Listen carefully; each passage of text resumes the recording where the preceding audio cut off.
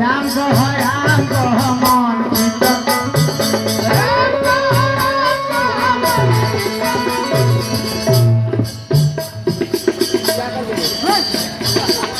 बासी मुहे कह चाहे घर पे खाई के बासी मुहे कह चाहे घर पे खाई के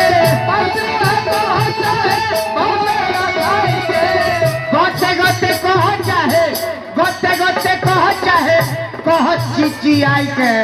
राम कह मन जीत राम कह अच्छा प्रोत्साहन कैल हंस दी हल इशारा कर दिल बहुत अच्छा ये सब एगो अच्छा मऊ के काम है मौका के काम सही बात इतना होके के चाहिए ज्यादा लड़का कमजोर है तो हाँ बेटा बहुत अच्छा जियो कल्लू बेटा मेरा बहुत जियो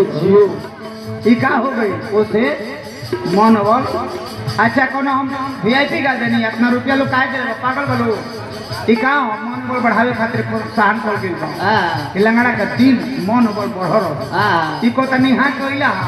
कोनो हमरा से बियाह करे के बाकी निहा कोई नहीं चाहना है कोनो पूजा पर बैठे हमरा के इजरी में धनिया देबो धनिया आई देबो राम कह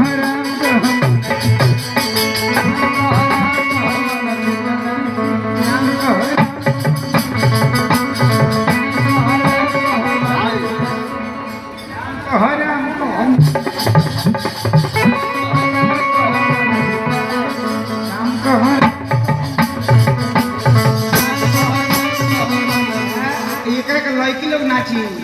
राम कह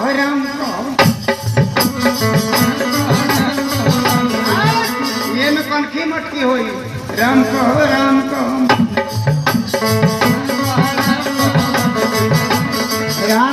भाई